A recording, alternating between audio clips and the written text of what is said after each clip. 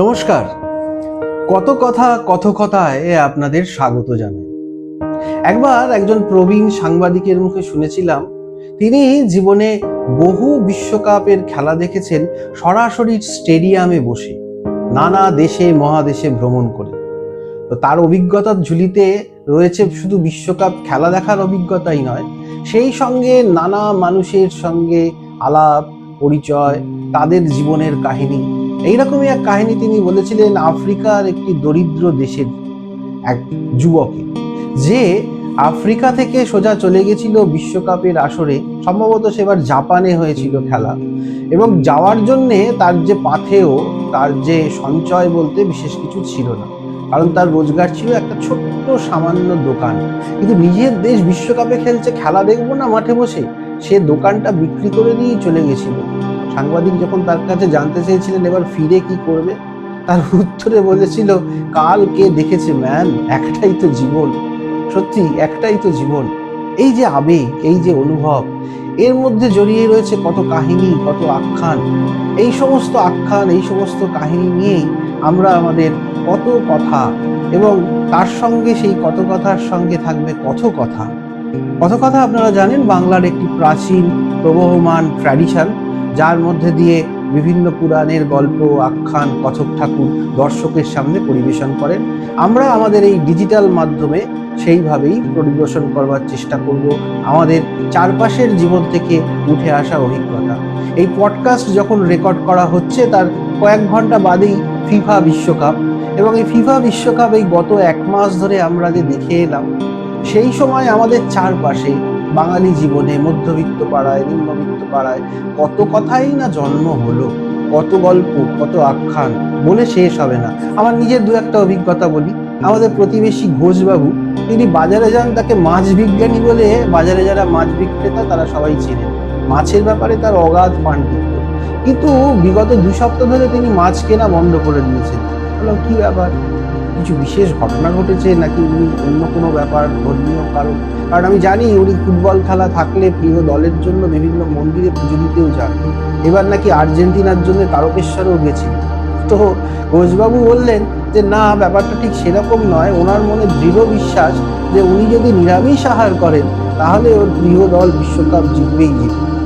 ঠিক একই রকমভাবে আর একজন রয়েছেন আমাদের বৃদ্ধ প্রতিবেশী কাকু কাকিমা সেনবাবু।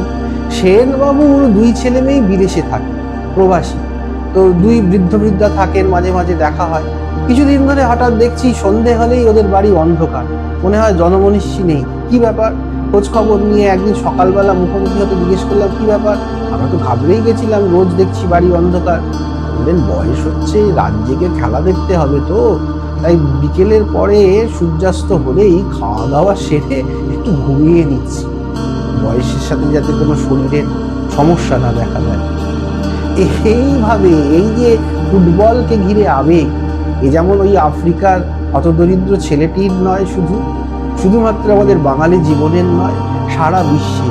কিন্তু কি এমন আছে এই খেলার মধ্যে, এই বিশ্ব ফুটবলের মধ্যে, যা শুধুমাত্র খেলা নয়, খেলার বাইরে তার চেয়েও বেশি কিছু। এই জগৎটা কিন্তু আমাদের শৈশবে আমাদের কাছে উন্মুক্ত হলো বলা যায় দূরদর্শনের মাধ্যমে। তার আগে পর্যন্ত ফুটবল বলতে, বাইরের ফুটবল বলতে কেউ কেউ হয়তো কলকাতা ময়দানের বিখ্যাত কোচ অমল দত্তর অভিজ্ঞতার কথা শুনে থাকবেন। তিনি প্রজেক্টর নিয়ে পাড়ায় পাড়ায় গিয়ে ওই বাইরের ফুটবল দেখাতেন, কিন্তু সেটা তো সবার অভিজ্ঞতার মধ্যে ছিল না। অভিজ্ঞতার মধ্যে এলো যখন দূরদর্শন বিশ্বকাপ ফুটবল দেখাতে শুরু করলো। আজকের মতো মিডিয়া তখন সক্রিয় ছিল না। আমরা শুনলাম যে দূরদর্শন এই খেলা দেখাবে না, খেলা দেখা যাবে বাংলাদেশের টিভি চ্যানেল। অনেকে বাংলাদেশের টিভি চ্যানেল ধরবার জন্য, মনে আছে নিশ্চয়ই আমাদের বাড়ির ছাদে ছাদে অ্যান্টেনা ছিল, সেই অ্যান্টেনার সঙ্গে তারা বুস্টার লাগাতে শুরু করলো। আর যে সমস্ত বন্ধুদের বাড়িতে বুস্টার আগে ভাগে চলে এলো, তারা এমন ভাব করলো তাদের বাড়িতে বুস্টার আছে মানে যেন অমিতাভ বচ্চন রয়েছে। কিন্তু শেষ পর্যন্ত আমরা সৌভাগ্যবান, আমরা খেলা দেখলাম। আর সে খেলা দেখার কি উন্মাদনা!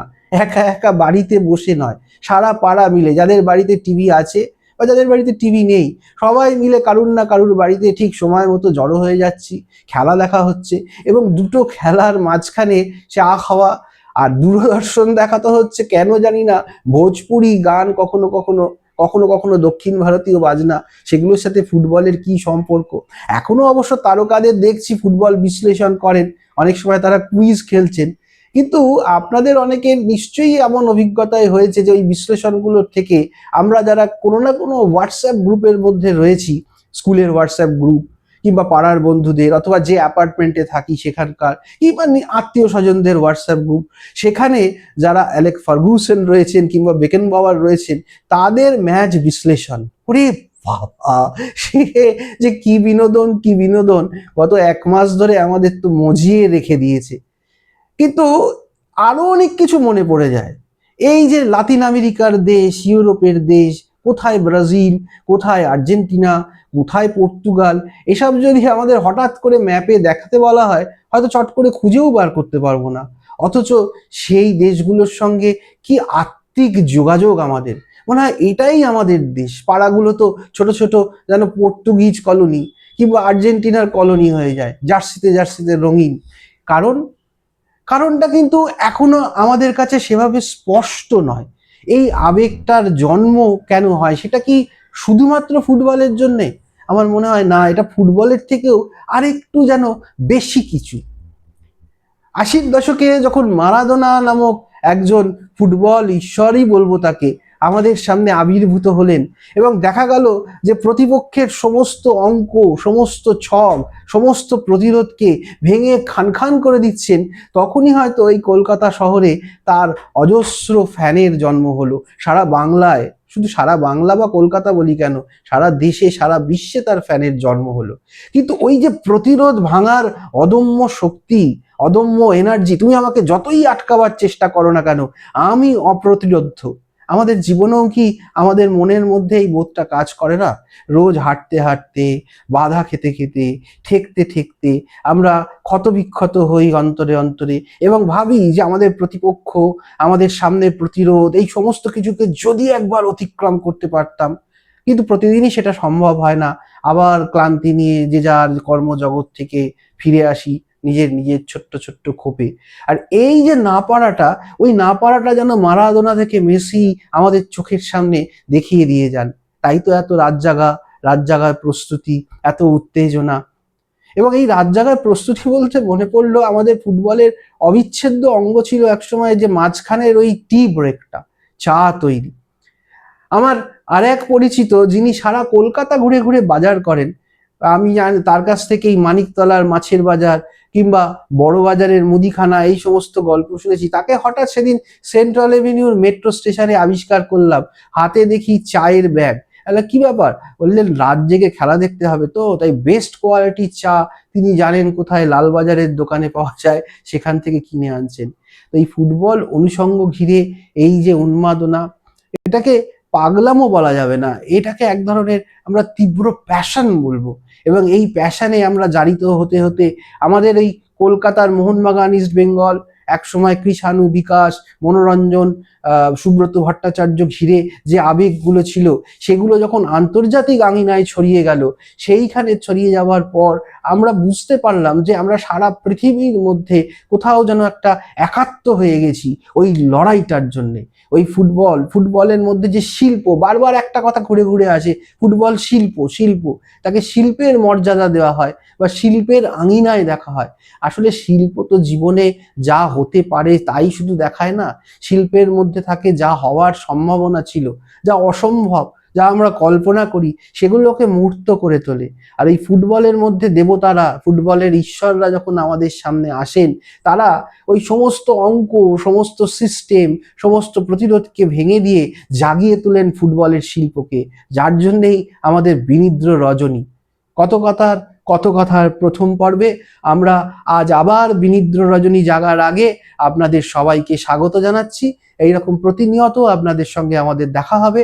আপনারা আপনাদের অভিজ্ঞতার কথা অনুগ্রহ করে কমেন্ট বক্সে লিখবেন, সাবস্ক্রাইব করবেন, শেয়ার করবেন।